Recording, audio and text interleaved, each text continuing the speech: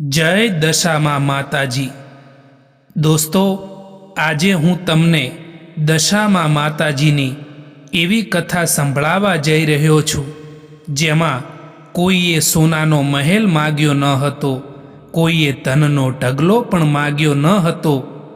એક સ્ત્રીએ માત્ર એટલી જ પ્રાર્થના કરી હતી, માતા, મારા ઘરમાં ભલે ઓછું હોય પણ મારા દરવાજેથી કોઈ ભૂખ્યું પાછું ન જાય।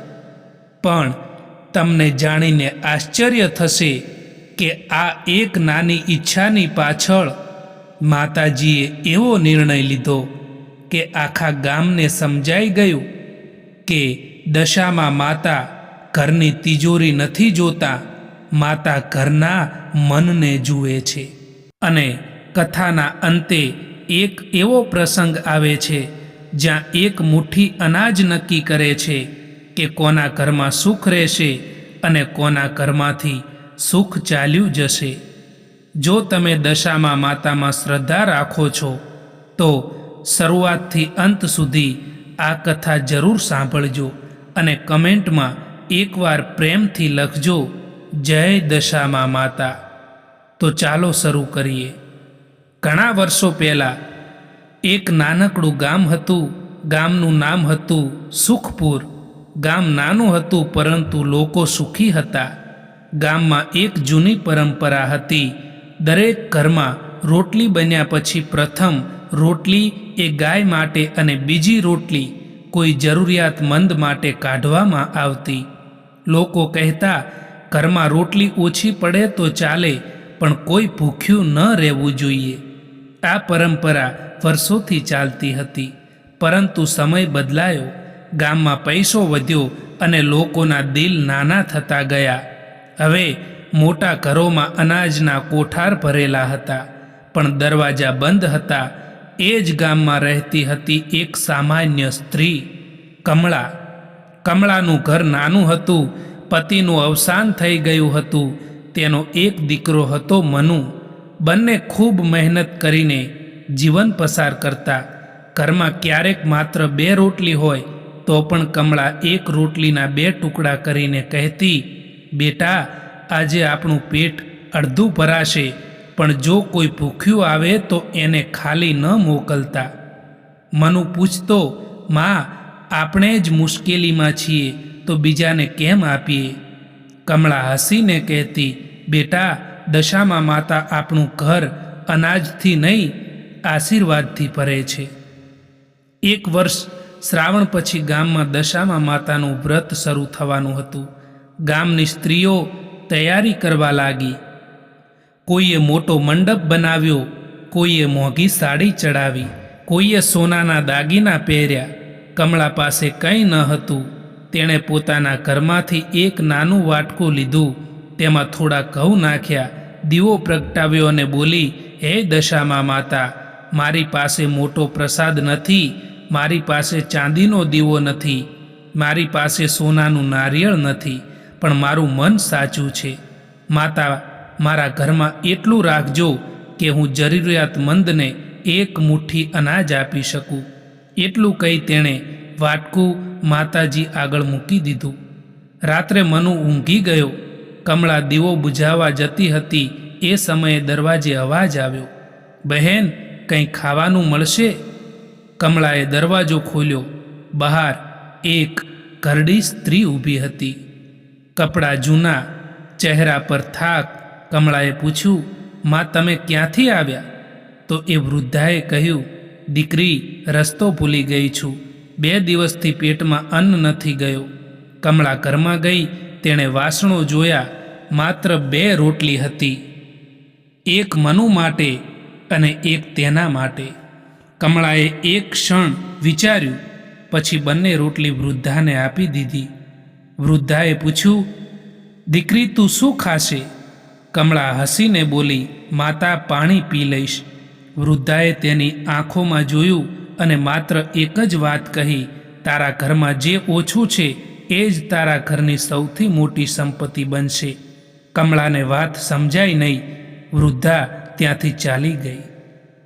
સવારે કમળા ઉઠી, તે વાટકું લેવા ગઈ, પણ વાટકું ખાલી હતું. કમળા ચોંકી ગઈ. અરે, ઘઉં ક્યાં ગયા? મનુ પણ દોડી આવ્યો. ઘરમાં ઘઉંનો એક દાણો પણ ન હતો. મનુ બોલ્યો, માં, કદાચ કોઈ પ્રાણી ખાઈ ગયું હશે. કમળાએ વાટકું જોયું અને અચાનક તેની ગઈ રાતની વૃદ્ધા યાદ આવી. તેના મનમાં વિચાર આવ્યો, શું એ સામાન્ય વૃદ્ધા હતી? એ જ દિવસે ગામના સૌથી ધનિક માણસ ધનરાજ શેઠના ઘરમાં પણ દશામાનું વ્રત હતું. એમના ઘરમાં મોટી પૂજા હતી, મોટા પ્રસાદ હતા, 10 પ્રકારની મીઠાઈ હતી. ઘરમાં સોનાના આભૂષણો ચમકી રહ્યા હતા. શેઠાણી બધાને કહી રહી હતી, આ વર્ષે માતાજી પાસે એવી મન્નત માંગી છે કે આપણો વેપાર બમણો થાય. પૂજા પૂરી થઈ, પરંતુ એ જ દિવસે શેઠના ગોડાઉનમાં રહેલું અનાજ અચાનક બગડવા લાગ્યું. એક પછી એક કોઠાર ખાલી થવા લાગ્યા. શેઠ ગભરાઈ ગયો. આટલું અનાજ હતું, એક રાતમાં કેવી રીતે બગડી ગયું? કોઈ જવાબ આપી શક્યું નહીં. કમળાના ઘરની બહાર એક અજાણ્યો માણસ આવ્યો. તેના હાથમાં મોટો થેલો હતો. તે બોલ્યો, આ ઘર કમળાબેનનું છે? હા, તમારા પતિએ વર્ષો પહેલાં મારા પિતાને મદદ કરી હતી. કમળા આશ્ચર્યમાં પડી ગઈ. પણ મને યાદ નથી. માણસે કહ્યું, તમને યાદ નહીં હોય, પરંતુ મારા પિતાને યાદ હતું. તે થેલો મૂકીને બોલ્યો, આમાં ઘઉં છે, આ વર્ષે તમારી જરૂરિયાત પૂરી થાય એટલો. કમળાની આંખોમાં આંસુ આવી ગયા. મનુ બોલ્યો, માં, આ તો એ જ વાત છે જે વૃદ્ધાએ કહી હતી. કમળા ચૂપ રહી. થોડા દિવસ પછી ગામમાં ભારે વરસાદ પડ્યો. ઘણા ઘરોમાં પાણી ભરાઈ ગયું. લોકો મદદ માટે દોડવા લાગ્યા. કમળાના ઘરમાં પણ વધારે અનાજ ન હતું, પરંતુ તેણે પોતાના ઘરના દરવાજા ખોલી દીધા. જેને જેટલું જોઈએ લઈ જજો. મનુએ પૂછ્યું, માં, આપણે આવતીકાલે શું ખાશું? કમળા બોલી, મને ખબર નથી. તો પછી બધું કેમ આપી દીધું? કમળાએ કહ્યું, બેટા, દશામાં માતાની પરીક્ષા ત્યારે નથી જ્યારે આપણું ઘર ભરેલું હોય. પરીક્ષા ત્યારે છે જ્યારે આપણા ઘરમાં ઓછું હોય અને છતાં પણ આપણે વહેંચી દઈએ. તે રાત્રે કમળાને સ્વપ્ન આવ્યું. એ જ વૃદ્ધ સ્ત્રી તેની સામે ઊભી હતી, પરંતુ હવે તેના ચહેરા પર અદ્ભુત તેજ હતું. કમળા હાથ જોડીને બોલી, માં, તમે કોણ છો?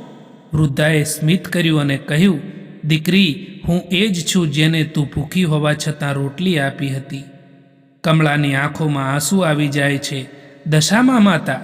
માતાજીએ કહ્યું, લોકો મને સોનાથી પ્રસન્ન કરવા માંગે છે, કોઈ મોટા પ્રસાદથી પ્રસન્ન કરવા માંગે છે, પરંતુ હું તો ત્યાં વસું છું જ્યાં ભોજન વહેંચાય, વડીલોનું સન્માન થાય અને જરૂરિયાતમંદને અપમાનિત ન કરવામાં આવે. પછી માતાજીએ કહ્યું, તારા ઘરની તિજોરીમાં જે અનાજ આવ્યું એ મારું આશીર્વાદ ન હતા. મારો સાચી આશીર્વાદ એ છે કે તારા ઘરમાં અનાજ હોવા છતાં તારા મનમાં લોભ ન આવ્યો. સવારે કમળા ઉઠી તે ઘરની બહાર આવી. ત્યાં ગામના લોકો ભેગા હતા. ધનરાજ શેઠ પણ ત્યાં હતા. શેઠે કમળામાં પગે માથું મૂક્યું. કમળા ગભરાઈ ગઈ. શેઠજી, તમે આ શું કરો છો?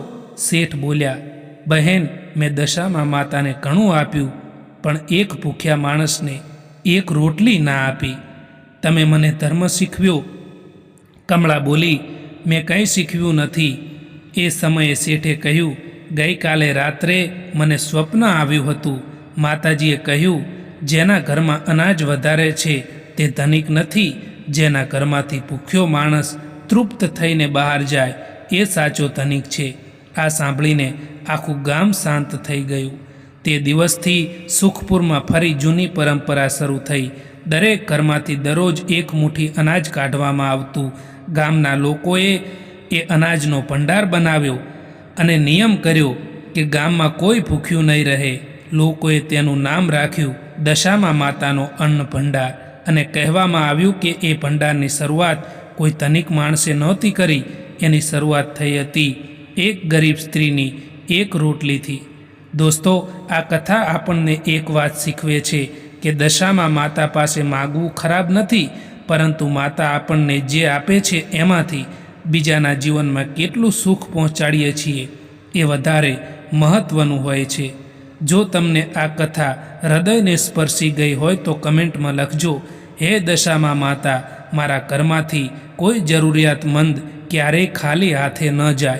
અને જો તમે દશામાં માતામાં શ્રદ્ધા રાખો છો તો આ કથા તમારા પરિવાર સાથે જરૂર શેર કરજો. જય દશામાં માતા, જય જય દશામાં માતા.